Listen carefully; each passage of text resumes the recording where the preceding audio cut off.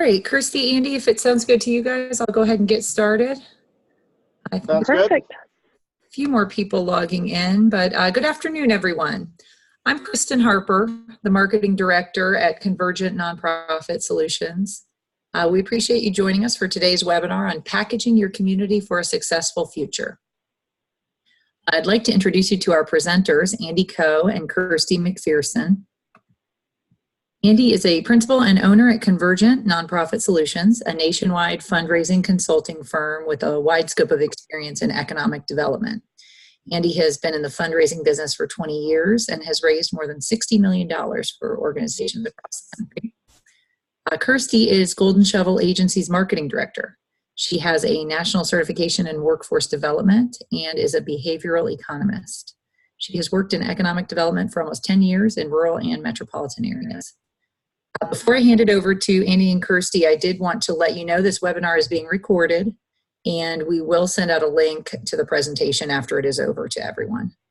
And we'll also take time for questions at the end. So if any come to mind as we go and you'd like to go ahead and type them in, please feel free, and I'll gather them all at the end and we'll make sure we address them.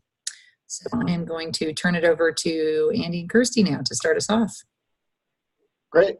Thank you. Appreciate the introduction. This is Andy Coe with Convergent.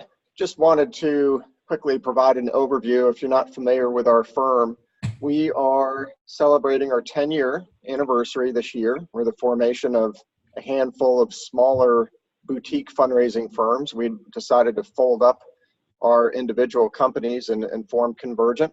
We originally started with 4 principals, and now we're up to 6.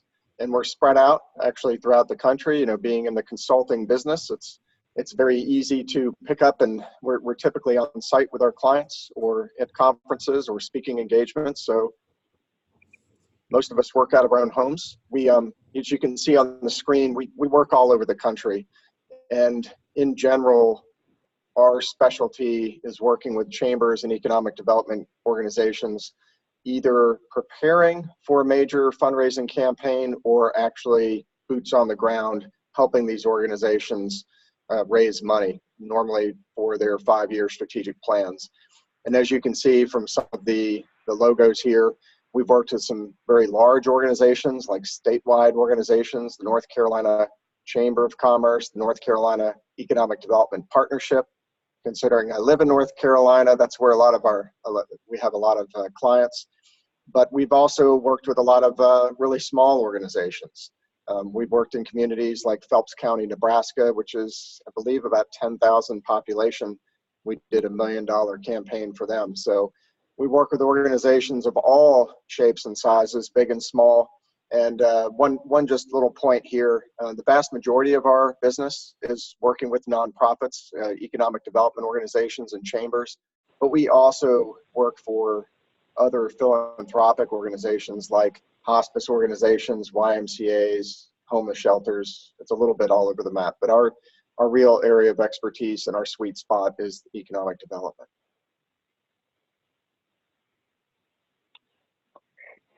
Perfect. Kirsten McPherson here, Marketing Director for Golden Shovel.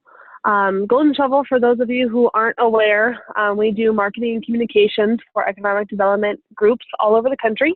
We approximately 200 communities across the U.S. right now, as well as Canada, and we actually are also in an international market within our VR components. So it's a pretty exciting field. We've been around for 12 years.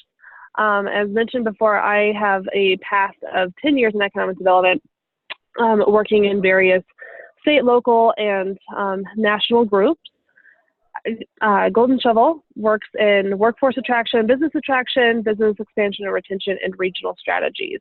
We focus a lot when it comes to building up websites and the technology sector of economic development that we feel is so important to be able to get your community recognized by potential businesses, site selectors, as well as investors.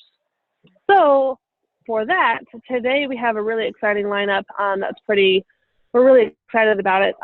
We're going to be talking about who is the right fit for a capital campaign, the importance of community engagement, how to start a large-scale campaign, and then also how to package your community for optimal success. So we really hope that you can get a lot of information out of this. And Andy and I are super excited to be presenting to you. So with that, Andy. Thank you. So I just wanted to really start things out just by giving you an idea. By working with organizations, nonprofits all over the country, economic development organizations, it's been interesting in most recent years that we have uncovered a handful of trends that have a little bit of a change from years past. Right now, the vast majority of our clients represent public-private partnerships. They're a little bit all over the map in regards to the percentage of funding. In years past, we worked with a host of organizations that were either trying to form a public-private partnership because they only had government funding, or on the flip side, that they were 100% private and were trying to get more to the public-private partnership and get the public sector included in their funding efforts. Most of the organizations we're raising money for are in sort of the $2 to $5 million sweet spot. We have clients, I mentioned Phelps County, Nebraska, that was about $1 million, just over $1 million goal.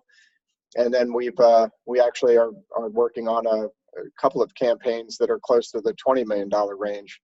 But typically, pledges are coming in over a 4 or 5 year period. We prefer, actually, organizations focus on a longer pledge cycle.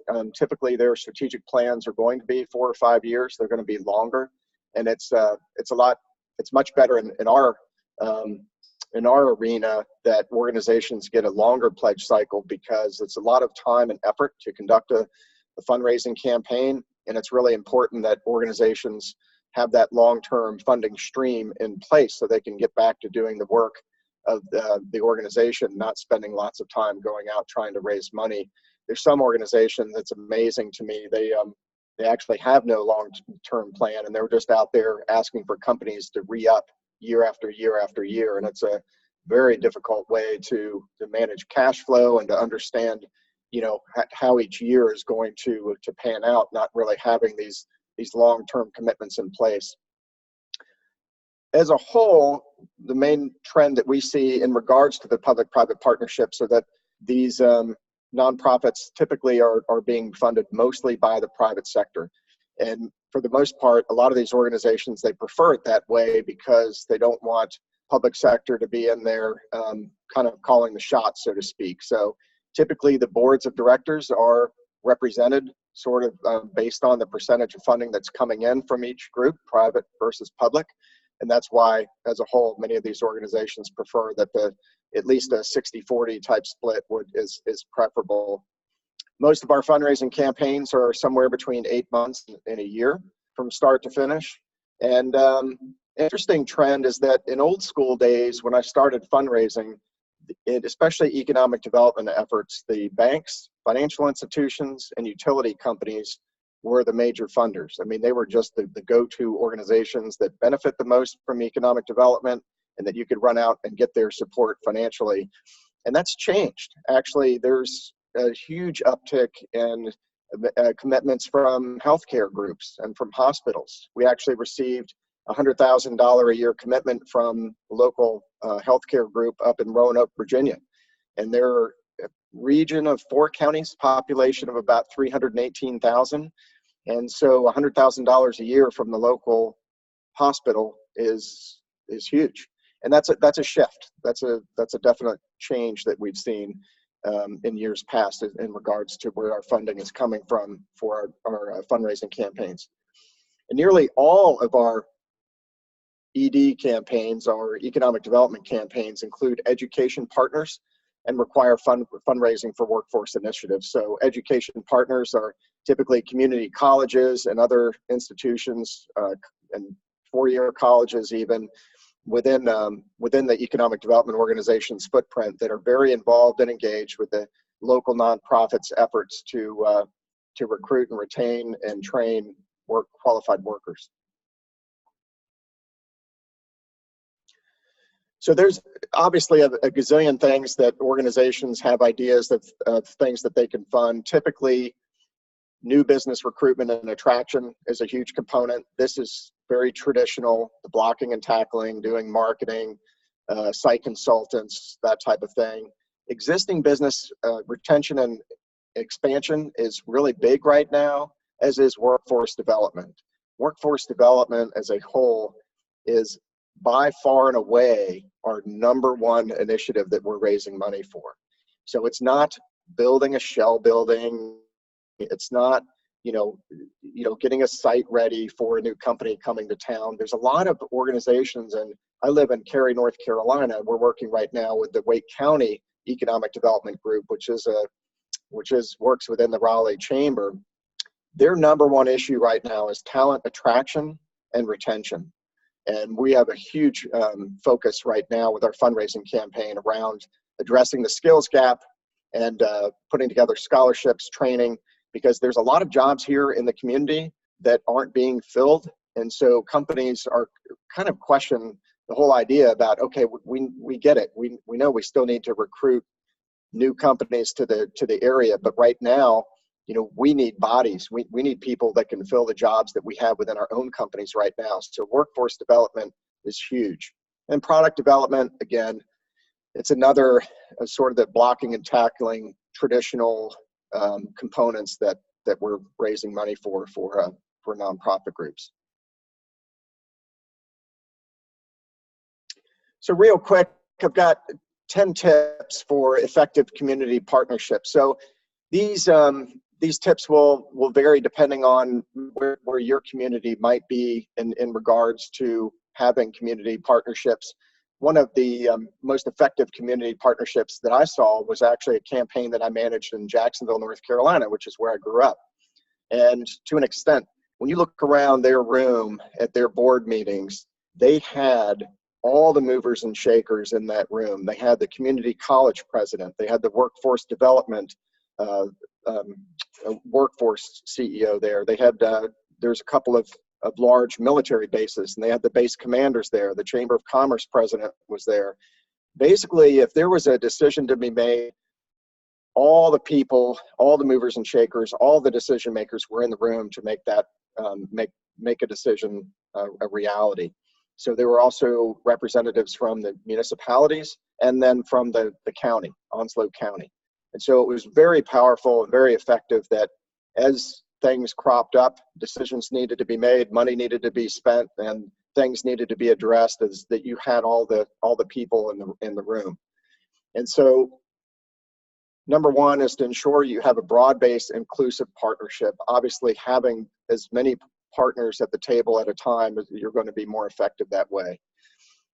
You don't want to necessarily wait for all the partners to get on board prior to moving your plans forward. I've seen organizations in the past, they get hamstrung because they're trying to get all the planets lined up to perfectly before they push forward with anything, and that's not necessary.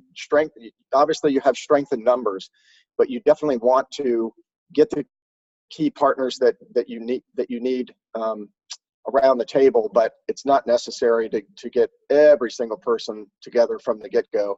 Once you have the key community partners at the table and you start moving forward, typically the law of inertia is bond motion tends to stay in motion, and that other partners will come to the table. It's important that you secure commitments from your partners to collaborate. Don't leave it to chance. So that's either written commitments or financial commitments. Clearly, depending on the partners that we're talking about, the community college, many times they are a participant and they help fund economic development efforts. Other partners like a Chamber of Commerce, typically they're just a partner at the table, not necessarily financial, but it will change depending on who it is that you're talking to. You always want to seek input to create a shared vision and mission. It shouldn't just be, hey, here's what we're doing, hope you're on board and kind of dictating. Nobody wants to rubber stamp a finished plan. They want to be part of the shared mission and vision. So it's important that you collaborate on the front end. And then obviously include partners in decision making. Don't just dictate things. Make sure that you collaborate and make decisions as a group.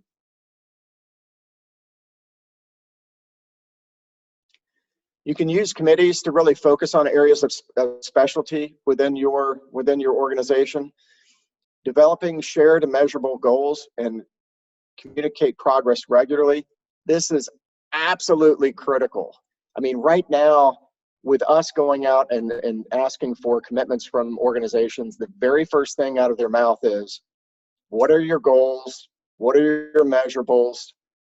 Where's your dashboard?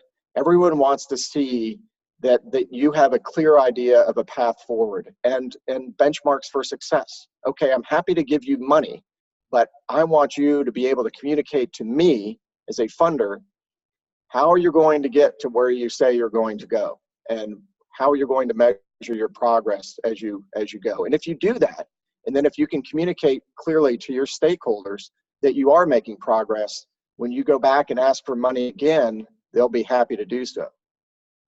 It's always critical to listen and be responsive to your stakeholders. So you want to do surveys periodically. You want to go out and meet with your partners periodically, not just in board meetings, but face-to-face, take them to lunch, really listen and be responsive to their feedback. Make yourself available to participate on partner committees and boards as well. So if you're the CEO of your economic development organization, make sure that you are also participating on other boards of directors and other partner organizations throughout your community. And then don't hesitate to think big and make bold decisions in order to make progress. Sometimes, again, people are just a little bit hesitant to really push forward and make things happen. And great things come from those that really don't hesitate to think big. I will turn it over now to you. Perfect. Thanks. So this is going to build a lot off of what Andy said, and I'll kind of incorporate a little bit more of the community psychology behind some different stuff. As Kristen mentioned, I'm a behavioral economist, which is 50% economics and 50% psychology. So I try to incorporate a lot of that when it comes into the importance of community engagement and how to kind of bring that entire conglomerate together. So that being said, I want you to think right now about your community. So who are the active participants? We all know in most communities, they could have 10,000 people or it could have 50,000 people. And there's still that same core group of about 50 or less. Sometimes it's a little bit more in the 20 spectrum that are at everything. They're involved in all the boards. They're involved in the education system. They're elected officials. They have businesses. Those are the folks that are really kind of involved in kind of those drivers for a lot of the community engagement. And then we also know a lot of the people in communities who have businesses or who are in leadership roles that really aren't as focused on the community relationship side or the community engagement side. So think about who the active participants are in your community. How do organizations work together? Are they working succinctly? Are they working together as a group? Are they all split off in different directions, doing different things? And how do you think that this is really going to impact your community engagement and how it's going to impact components like business attraction and investment attraction? The answer is probably obvious, but those are a huge impact.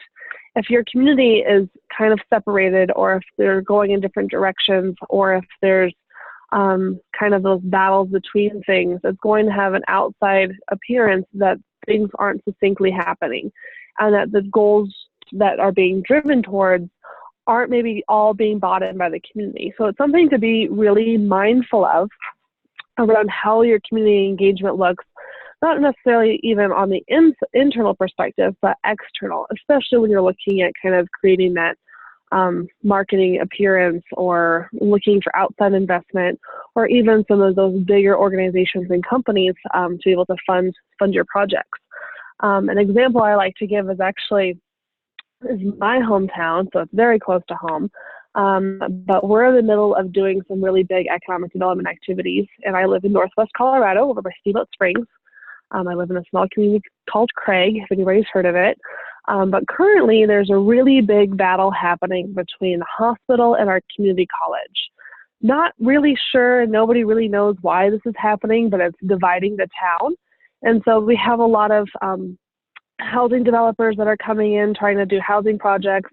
Some other developers looking to put in some different stuff in some of our larger empty vacant buildings. And because of this very apparent divide, It's making people step back a little bit on if they want to move forward with some of these larger projects. So this is a really, really important concept and a really important component, is kind of get a handle on what community engagement already looks like in your community, because you might have to address some of those issues at the forefront. Communities that feel or look non-succinct have a harder time with their economic development efforts. You've probably seen this in your own community, or maybe your community is one of those ones that everybody pulls together. And if you are one of those ones, please let me know. I would love to write a story about you and how you're able to do those things.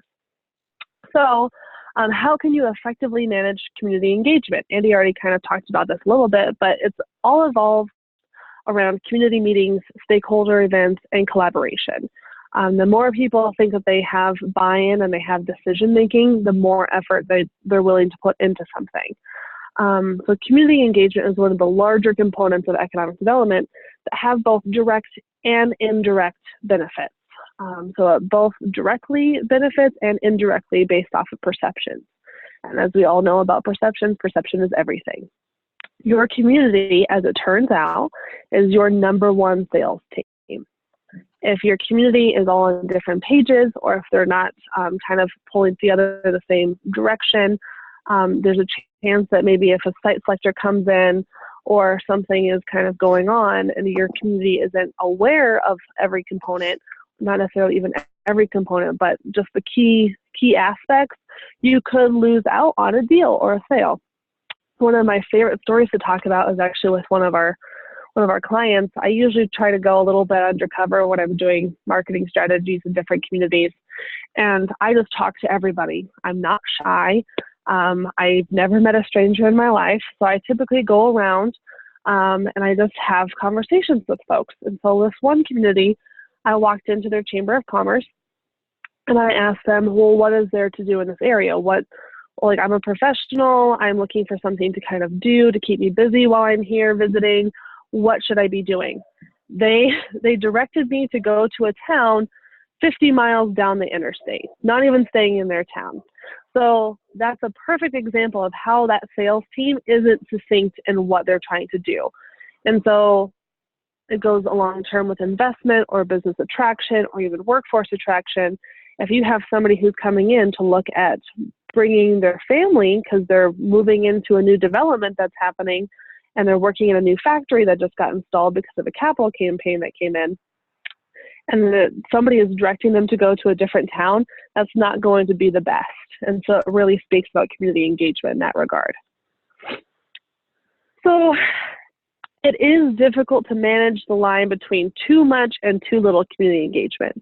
We all know, especially in economic development, you can't have the entire community involved in decisions like incentives or bringing in a new factory or bringing in a new business. Some of these things have to be kind of kept on the down low until they're announced. So that is something that everybody kind of is aware of. However, there's also a component of that community buy-in that helps people kind of realize that they do have a say and that they do agree with what's happening. So it might be a little bit of a fine line, but it's still important to be able to engage with your community, engage with your stakeholders enough to let them feel like they have kind of that drawn and that succinct relationship with economic development and what's happening in their own community. Again, your community is your sales team. So how do you do this? How do you kind of create those engagement components?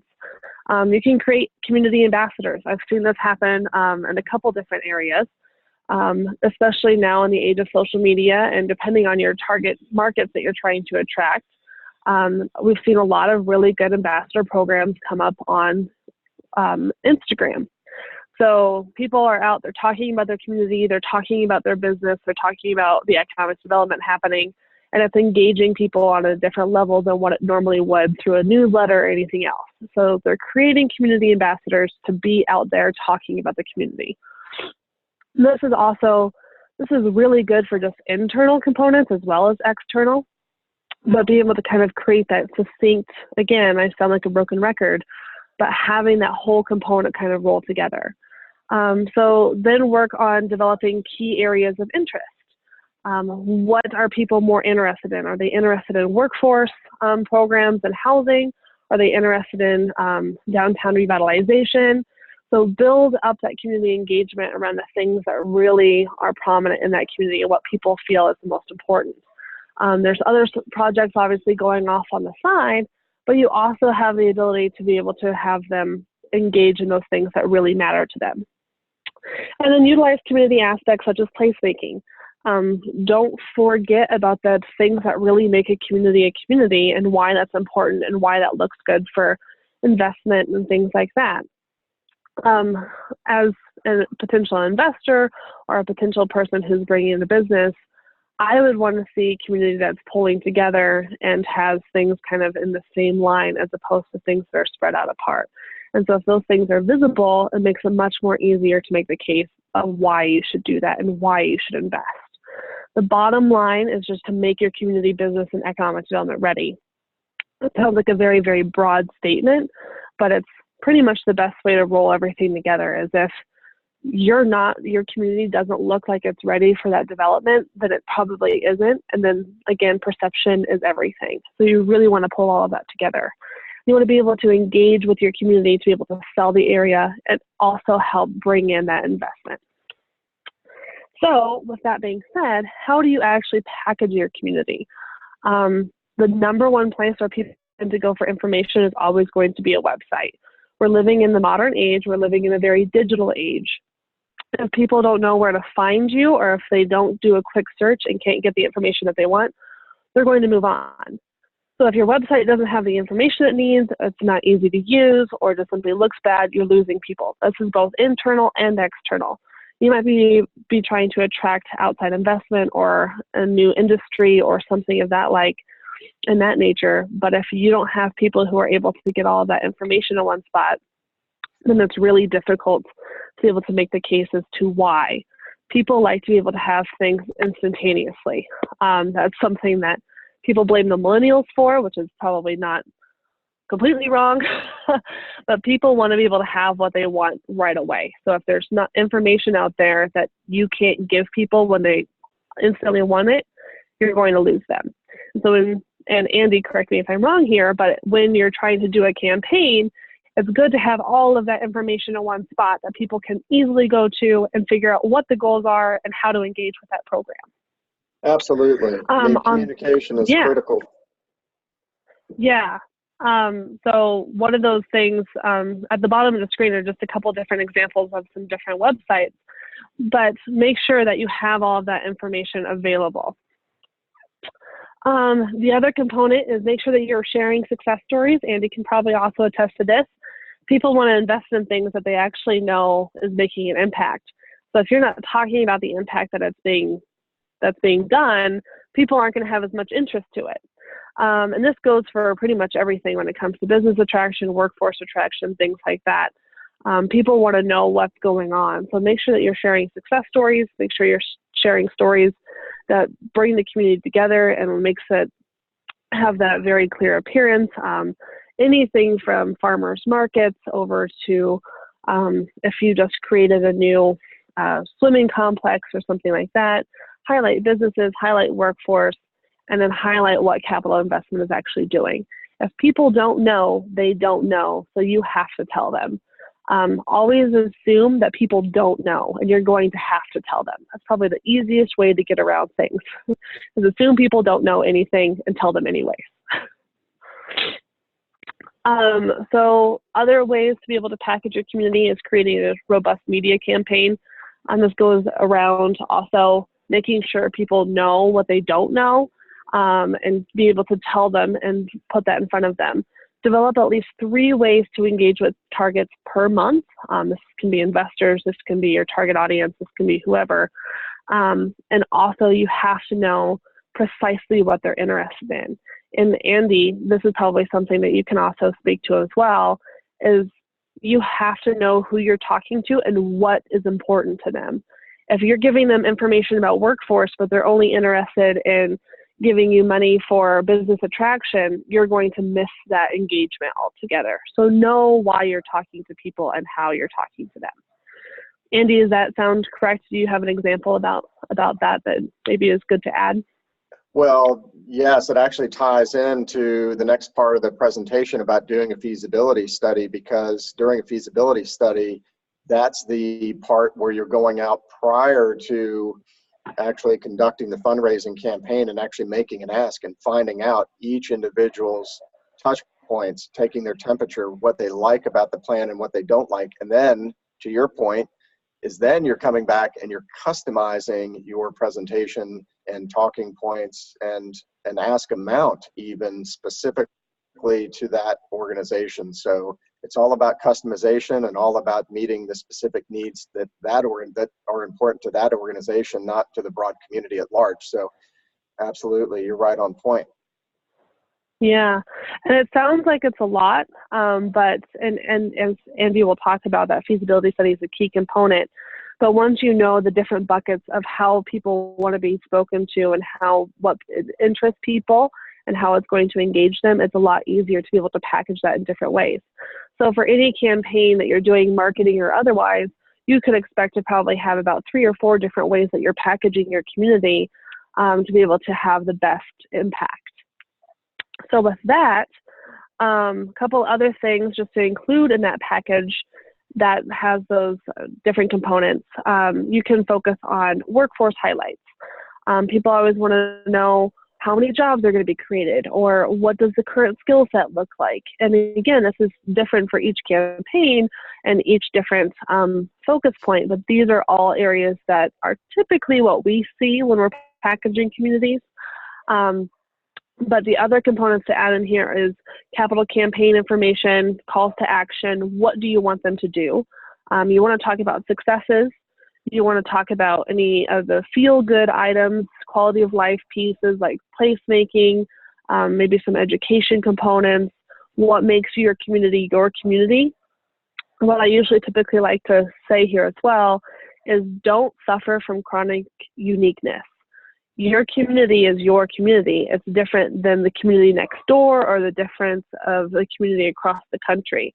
So own what is specifically yours rather than focusing on what you think everybody else is going to want to know. So don't suffer from that chronic uniqueness that we see so often. Put in numbers that reflect the image and position that you're trying to reflect. What are your future goals? How does that look? And then also touch on where you've come from and where you're going. It's important to be able to show people where you started and where you are now and where you're going to be in 5-10 years from now. And with that, we'll give it back to Andy to talk about the feasibility. Thank you. Yeah, so I actually have a handful of slides to talk through the feasibility study.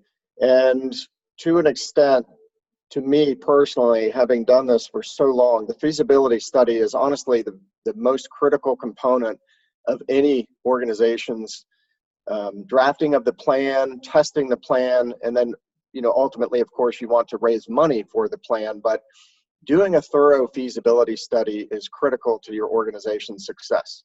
Some organizations I've seen, they make the mistake of maybe even hiring a large organization that will come in and do all sorts of benchmarks and testing and look at all sorts of things in the community and look at industries you want to attract and all sorts of great data. And then they put together their plan, and then they run out and say, okay, gang, here's our plan. Now give us a check. And that's a mistake. I think that if you're looking to maximize the amount of money that you would like to raise for your organization, a thorough feasibility study is your key to success. The way our process is, looking at the preparation component, you put together a prospectus. This is your draft 5-year plan or 4-year plan, whatever number you're looking for. And we like that organizations actually leave the draft watermark on each page of that plan. We want that basically, as we go through this process, we typically will send out the draft plan to maybe, depending on the size community, anywhere between 80 to 100 of your community leaders and business leaders. So this can be public sector leaders, private sector leaders, can be individuals, basically the movers and shakers that potentially are going to fund your long-term strategy. And the whole idea is that in addition to mailing out or emailing out your draft plan, And typically you're going to have 4 to 6 major components to the plan, and then you want to have a draft budget. It doesn't need to be detailed, but you might have, as we talked through earlier, the specific components that you want to raise money for, that you'll have an idea of how much it's going to cost to fulfill the initiatives that you have in your plan over the course of those 5 years. But when you're sending out that draft prospectus, you're telling a bit of a story in that prospectus. It's not just your 5-year plan. Typically, organizations are going to say, okay, here's where we've been. Here's the history of the organization. Here's where we are today. And then here's where we would like to go. But here's the hook. Are you ready? The hook is, before we take the next step, we've hired XYZ company to come down and come out and sit down with you for a face-to-face meeting and get your candid thoughts. So that's the beauty of our process. We don't take anyone from the staff. We don't take anyone from the board of directors. We go out on a candid, confidential interview, close the door, and say, what do you think? Really powerful stuff that the organization is taking the time and effort to basically have a non-interested third party get that candid feedback. And so it's really critical. It's amazing, to us, it's all about quality over quantity. So normally we end up doing about 40 to 60 interviews face-to-face. And I tell you what, that's 3 full weeks of on-the-ground interviews. And by the time we're done, we know more about that community, I guarantee you, than I think a lot of people that have been in that community for quite some time, because we're literally meeting with the county commissioners, with the mayors, with the CEOs of the local companies there. And we're asking some tough questions. We're asking what they think about the organization, what they think about the board, what they think about the staff. We need to make sure that the organization has asking rights. And then we ask a lot of questions about the specific plan. What do they like? What don't they like? My favorite question of our entire survey: what's missing? What would you like to see included in the plan that's not included currently? That is really powerful stuff. So collectively, if you gather all this information, then you update the plan based on the feedback that you receive. Now it's not just the board of directors plan. It's not the CEO and the staff plan. It now truly is a community plan. And that, everybody, is by far the most effective way that you'll raise the most amount of money, because once you update that plan to reflect that feedback, and then you go back and then you ask for money and you say, look, here's what we changed based on the feedback we received. You may even reduce the budget. You may include a component that was not included there currently or previously. And that's really powerful to your stakeholders, that you actually listened. A lot of organizations, a lot of people, they think, yeah, whatever, you're going to come get my opinion. You're going to go back and do what you want anyway. And that's why it's really important that you do listen. And that goes back to one of the 10 tips for effective community partnerships. Real quick example of this: I did a campaign a while back in Thomasville, North Carolina. It was for a chamber of commerce, and they were looking to raise money to update a building that was being donated to them by Newbridge Bank. And then they had a lot of jobs, a lot of layoffs from Thomasville Furniture Industries, TFI. Some of you may own some furniture from Thomasville. In any case, back in the day, they were bleeding jobs. A lot of the jobs were going to China. They were mass producing furniture. And so Thomasville was in the news for all the wrong reasons. And to an extent, as part of this moving into this new facility, they wanted to do some marketing, some promotion. They wanted to put Thomasville back on the map, let people know that they were open for business. So we went out, tested, I think, about a $1.7 million plan. And one of the questions, if anyone's ever been to Thomasville, they literally have a huge wooden chair downtown. It's probably 3 stories high. It's massive. And they have the nickname Chair City. But when we did these interviews, it was very interesting. And the fact that a lot of people, tongue in cheek, would say something to the effect of, what are you gonna market when you go forward with your 5-year plan? Are you gonna market the big chair? And it was very telling, because the comments basically said, we would like to look to the future and not look at the past of the furniture making, because that's going away. And so we ended up recommending, after doing our feasibility study, that they include a $50,000 visioning plan that would include the city of Thomasville, the businesses and individuals within the community to help put together their vision of what they would like to be when they grow up. And that's what they did. They ended up putting together a $50,000 visioning plan that the city funded, which we never expected that the city would come in and fund any part of this plan, but they loved it. And then when we went back to raise the money, everyone sat up in their chair and they were like, holy smokes, you guys actually listened. And they were so excited. It was like $1 million campaign, and all anyone wanted to talk about was this visioning process that they were going to complete prior to going forth with any sort of marketing. So real world example of how powerful a feasibility study can be. And again, once we went forward and started asking for money, and this was Thomasville, by the way, in 2009. This is a city of 25,000 people, and in an economy that was the worst since the Great Depression. And we raised over $1 million, and in a community that was bleeding jobs. But they were adamant that they wanted to do something, and they got behind this strategic plan that the chamber put forth. But they really got behind it because they were part of the plan and they got to put their fingerprints all over it. So that's really the crux of being able to raise the most amount of money, is really going through and doing a thorough feasibility study. So I've talked through a little bit of this. I kind of jumped ahead with talking through 40 to 60 interviews, typically over a 3-week period. We always focus on quality over quantity. Talked about getting opinions on the board, the plan, the accomplishments, potentially naming opportunities and partnerships. And then the whole idea, of course, is to uncover potential funding and also campaign leadership. Going through this process, we're asking individuals, would you put your name and or your company name behind this to make it a reality? If we get the financial indications, that's great. Money is what pays for the programs, makes the world go round. But if we don't find those key leaders that will put this campaign on their back and say, listen, I will do whatever it takes to make this happen, that's a bit of a red flag for us. The checks are great, but if we don't have the volunteers that will go out and meet with 2 to 3 at least individually to other community and business leaders and say, listen, this is so important to me and our organization that this is what we have done financially, and we would like you to step up and do the same or similar. That's really critical. So obviously we're trying to uncover the potential funding, but the leadership is one of the building blocks of any successful campaign. And then obviously we want to build consensus. And again, my favorite question is asking stakeholders what's missing. Just like that Thomasville example, people were saying we really need to figure out what our vision is of what we're going to be, and then do the marketing and promotion. So that's really powerful.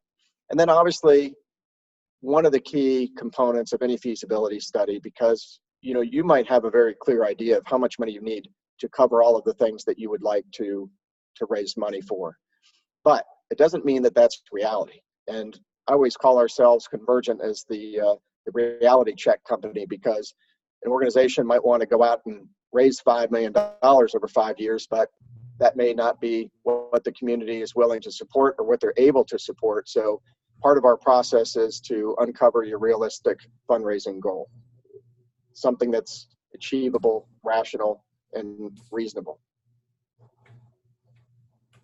And then why? Because you always want to know how much water's in the pool before you jump in, which is what we do with the feasibility study. That guy's in trouble. So takeaways, you want to use collaborative partnerships to increase your visibility and community engagement.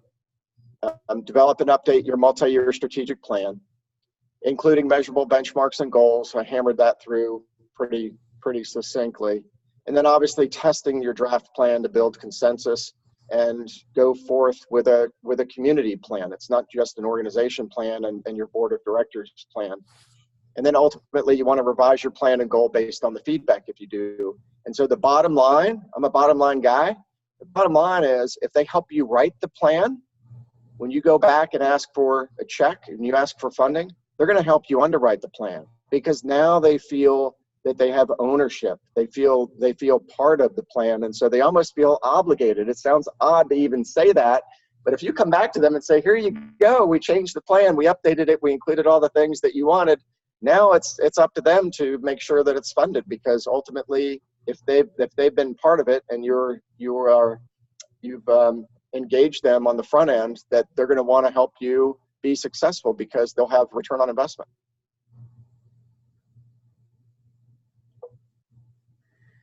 Happy to answer any questions that anyone has. Thank you, Andy, Christy. Yeah, this is Kristen. I was going to just jump in and say, feel free to type in any questions that you might have. Julie, I hope you got the message that we are going to share the recording with you all after the webinar. So we'll send that out to you guys. Are there any other questions? If you just type it in, we'll be sure we get those answered.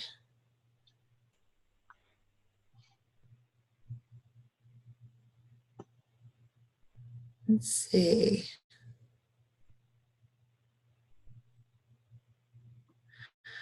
All right, looks like we are not getting any questions. We hope that you guys got a lot out of this webinar. We actually are going to do a part 2 toward the end of the month with some case studies and some specific examples of community engagement and details on why invest. So we thank you all for joining us, and we hope you have a great rest of your day.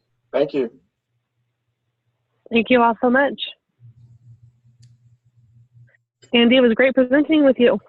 You too. Enjoyed it. Thanks so much for your time. Yes, everybody have a great rest of your short week. Thank you. You too. Bye. Bye-bye.